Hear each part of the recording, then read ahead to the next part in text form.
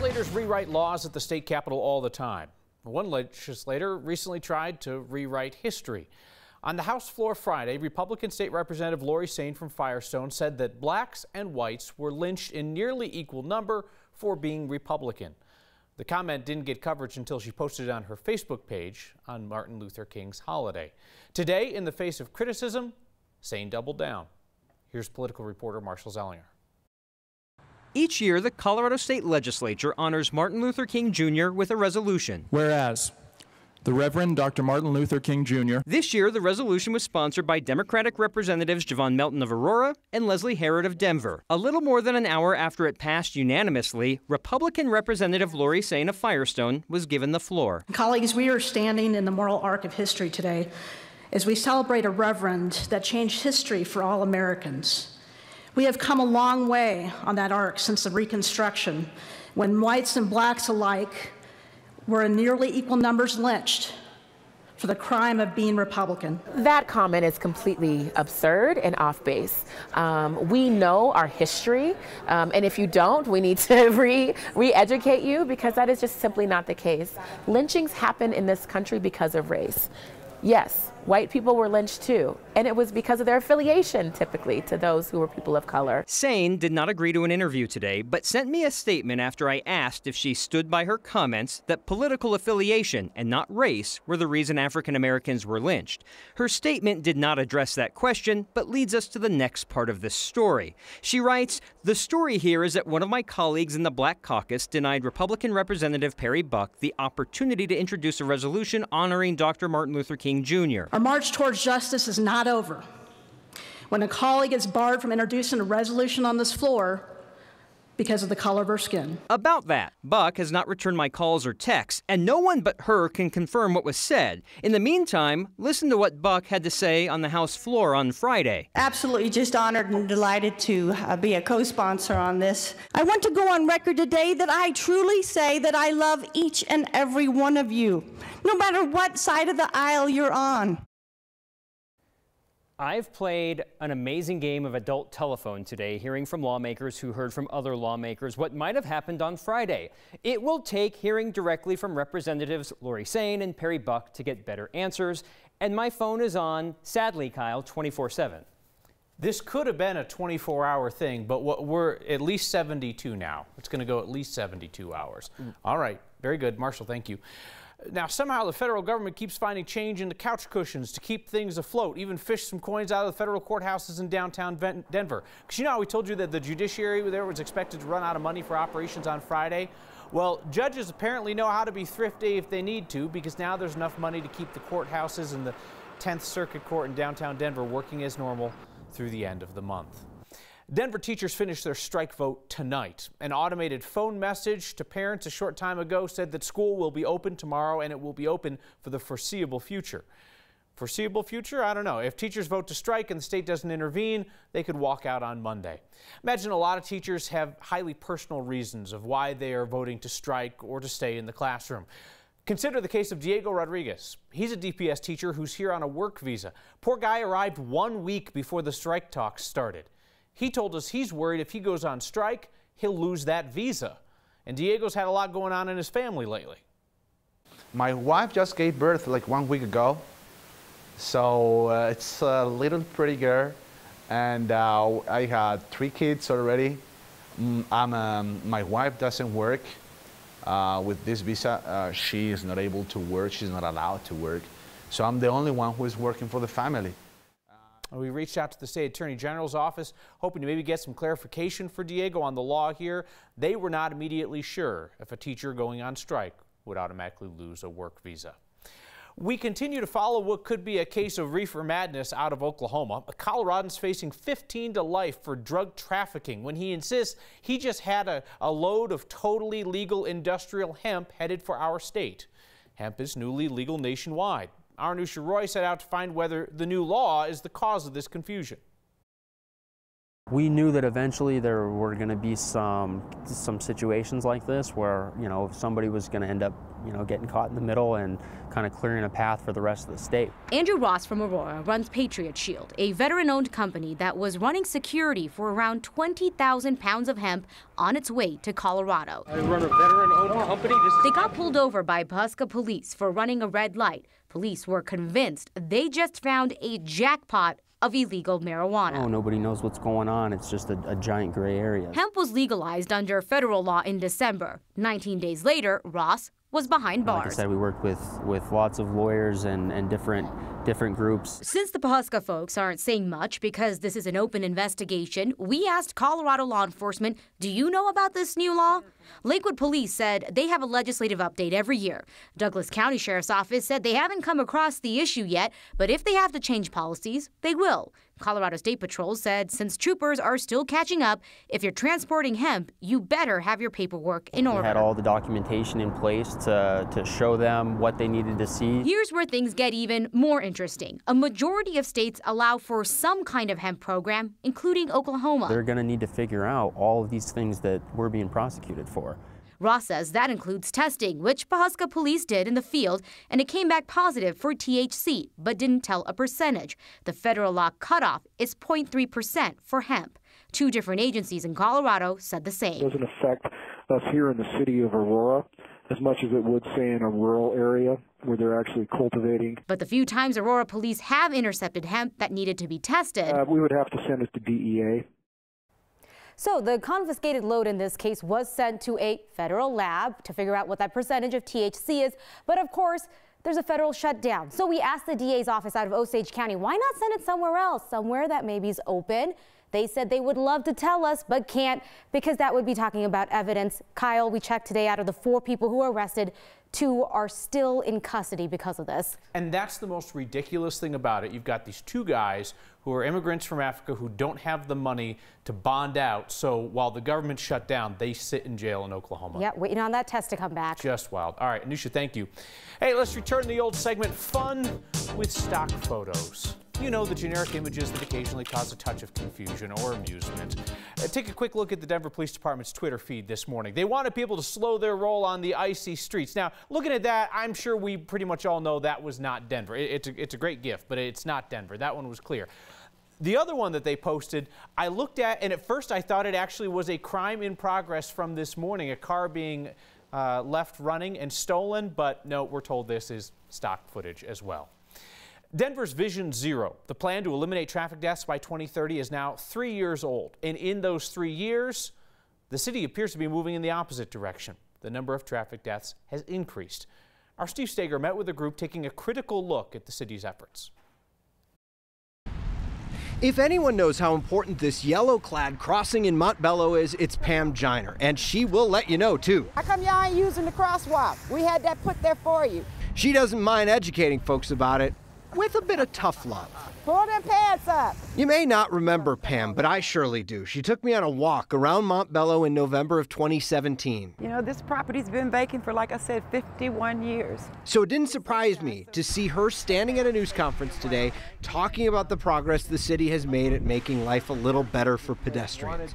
The Denver Streets Partnership gave the city a C grade for living up to its 2018 promises. A mixed bag, really. While they built nearly as many bike lanes as promised, they only built about half of the 14 miles of sidewalks promised in 2018. I mean, don't that look dangerous to you? During our walk in 2017, we met on this patch of dirt in front of a vacant property.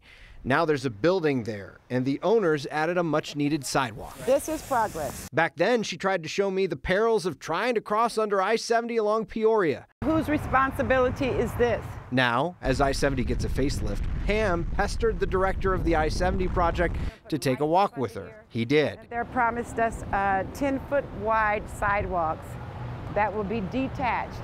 But as so many things are better, there are still things to fix. That's a vertical sidewalk. I decided to let Pam grade the city's progress. You know, they could do nothing. Something is better than nothing. At least they're making baby steps. And you better believe she won't let them slack off at all. You got to stay on them. You got to keep fighting for it. You can't take no for an answer.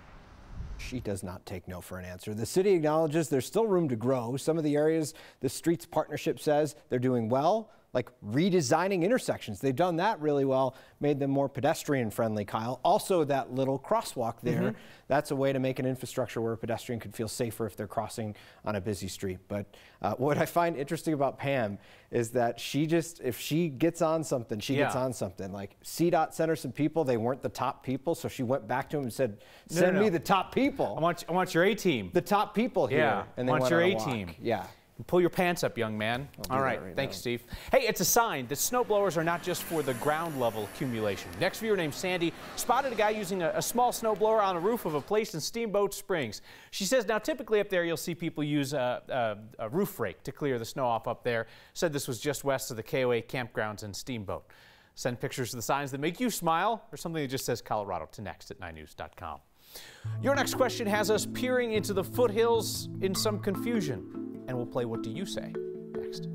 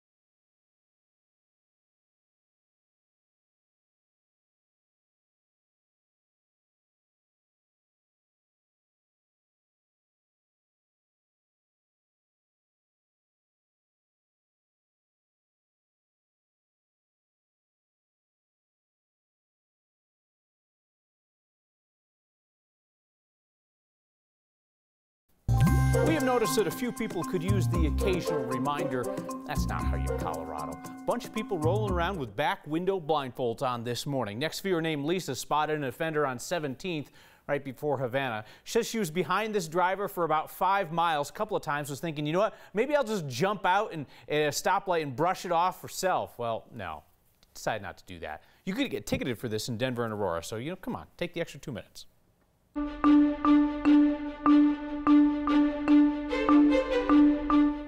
Goodbye, January storm. Goodbye, storm that brought an inch of snow to Denver and blizzard conditions south and east. A storm that had a wide variety of snow totals and impact across the metro, with officially 1.3 at the airport, up to 9 in Elbert County. Castle Pines with about 5 and 4 in Silverthorne. Clear, calm, and a cold night coming up after a day with a high only 30 degrees. We'll be close to the average tomorrow. Our storm is tracking off to the east. The winter weather and travel advisories canceling out. But a new advisory goes out for the northern mountains tomorrow as the next weather system already knocking on the door for Colorado. High pressure will bring a calm, quiet day. Our storm impacting travel from Chicago down to Houston tomorrow. But mountain snow will begin as early as 10 o'clock tomorrow morning and then increase throughout the day, leading to about 30% chance of light snow here in Denver on Thursday. Clear, calm statewide tonight by 6 o'clock in the morning. Snow for steamboats spreading through Glenwood into Aspen and may impact that drive on I-70. Again, the only winter weather advisory out for the northwest corner. In Denver, no advisories tonight. A much quieter night. Clear, cold, and 13 will be your low. Tomorrow, mostly sunny to start, mid-40s by the afternoon, and then increasing clouds tomorrow night. And a few light snow showers. I don't have accumulation in for Thursday's storm, but it will be cold. Ahead of a nice weekend warming trend. Low 40s Friday, mid-50s for the weekend. More snow with a separate storm coming Monday. That one may have accumulation. Hey, and take the 9 News weather team along with you. The 9 News weather app, interactive radar. We welcome your storm photos and storm reports, Kyle. Our next question comes from a viewer named Larry, who has lived on the west end of Bellevue Avenue in Littleton since 1992. And Larry asked us about what he described as these horizontal gashes that he sees in the foothills due west of Littleton. It's south of Red Rocks and Bandimere Speedway. We are thinking maybe this is mining, so our first call was to people who know about mining, and the State Division of Reclamation, Mining and Safety says, yep, those lines that you see there are the result of an active mine. That's the Morrison Quarry. They mine stone there for gravel and for construction aggregate. And the rows, they tell us, are what's called benching. It's done to stabilize the slope. They drill down, they blast away the rock to create those steps. The Morrison Quarry has the second oldest mining permit in Colorado. They've been doing work there for nearly half a century. I'll look back to World War II, the way that it changed this city. Not perhaps in the way you might think. How Denver fights fires. That's next.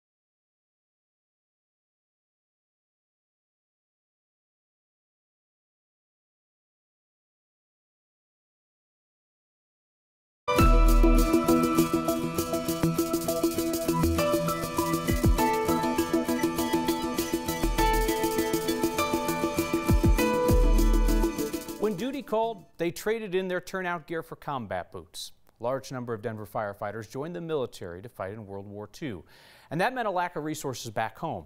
It was a particularly challenging time for firefighting in this city, and a new museum at the Denver Firefighters Museum takes a look back. This is our newest exhibit here at the museum, and it talks about firefighting in Denver during World War II. And it's very interesting actually what happened to the department during the war. During World War II, whether you were overseas, whether you were here on the home front, you really understood what it was like to be a unified country.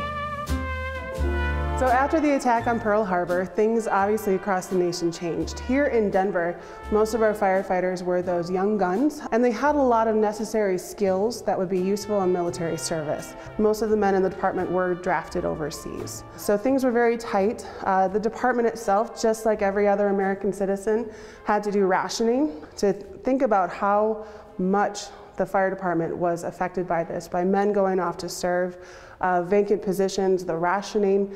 You didn't really think too much that that could happen within the department, but it sure did. 1945 is when these men started saying, hey, I want my job back. These letters are all asking Chief Healy to be reinstated back onto the department.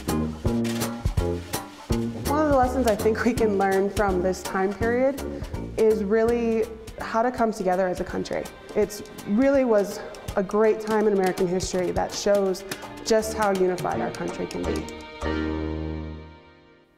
A look at the War at Home exhibit at the Denver Firefighters Museum through the lens of our photojournalist Corky Scholl.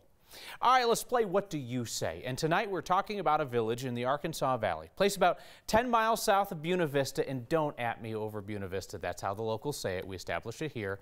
And like Buena Vista, where Germans mangled that name from when they founded the town, this village also founded by a German guy. Sandra wrote to us, Della, Tom, all curious about how this place is pronounced. So we reached out to the experts at the Buena Vista Heritage Museum and asked, what do you say? The town is pronounced Nathrup.